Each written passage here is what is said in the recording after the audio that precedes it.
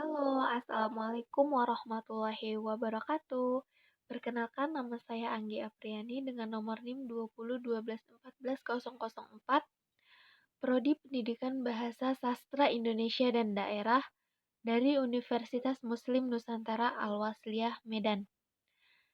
Di sini saya akan menjelaskan mengenai pengertian jurnalistik daring dan dosen pengampu yaitu Ibu Lisa Septia Dewi, Guru Ginting, SPD MPD.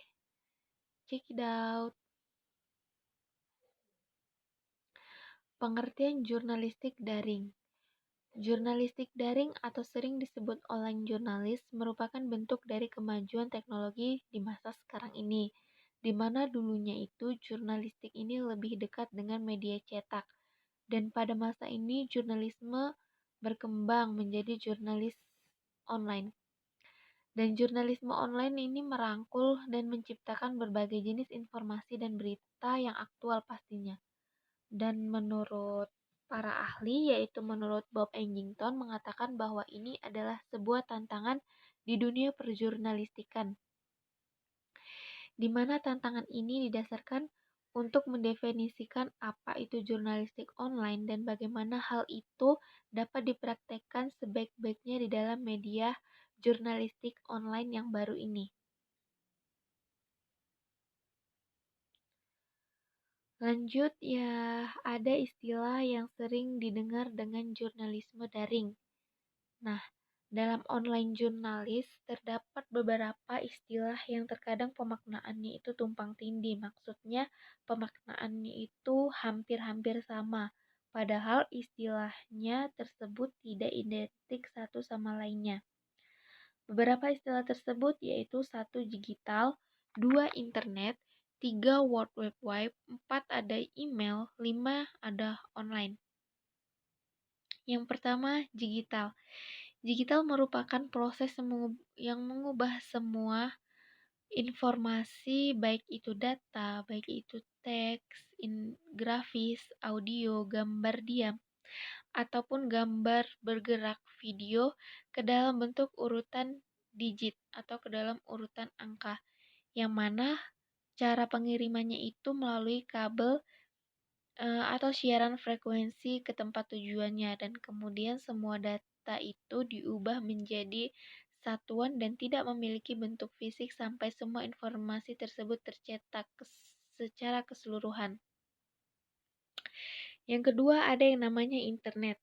Nah, internet ini adalah infrastruktur atau koneksi yang biasanya itu memungkinkan komputer untuk terhubung satu sama lain ke seluruh dunia tanpa harus terhubung dengan kabel.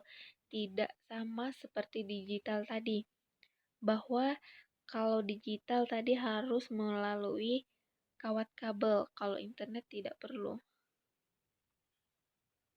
Yang ketiga ada yang namanya World Wide Web, di mana ini merupakan perangkat lunak yang memungkinkan Anda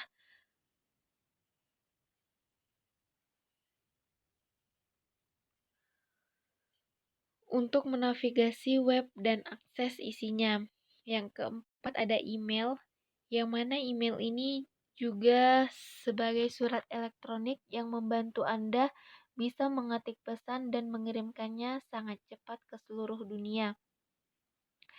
Dan email ini memiliki kelebihan, diantaranya itu kita bisa mengirimkan pesan berupa teks dan kita juga bisa mengirimkan pesan berupa gambar, suara, maupun video. Yang kelima ada yang namanya online. Online ini adalah istilah generik yang sering digunakan secara longgar untuk menggambarkan informasi, pengambilan atau penyebarannya secara online.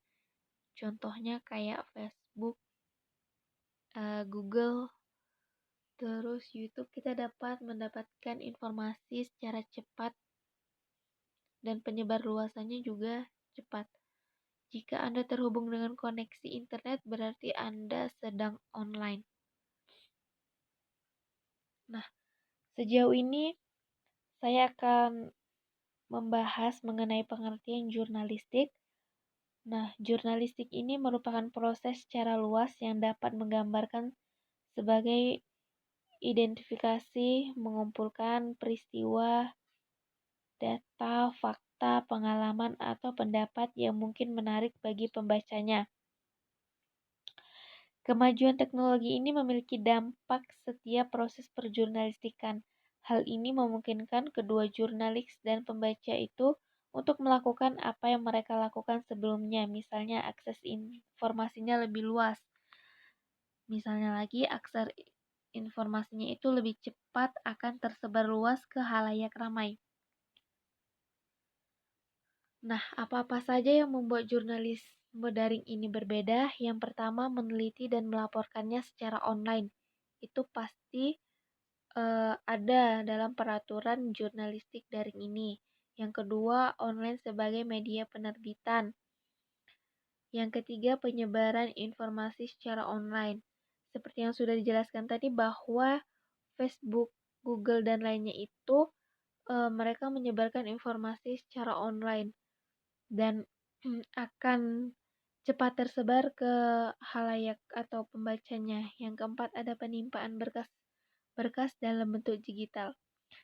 Dalam hal ini, berkas-berkas itu tidak akan hilang sampai kapanpun kita akan melihatnya. Yang kelima, hubungan dengan pembaca dari jurnalisme online. Nah, saya ambil contoh nyatanya itu dari media elektronik, yaitu internet.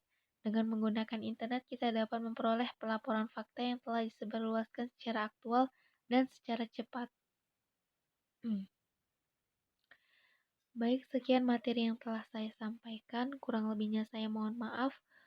Saya akhiri, wabillahi taufiq walhidayah. Wassalamualaikum warahmatullahi wabarakatuh. Terima kasih, sampai jumpa kembali. Salam dari saya, Anggi Afriani. Bye-bye.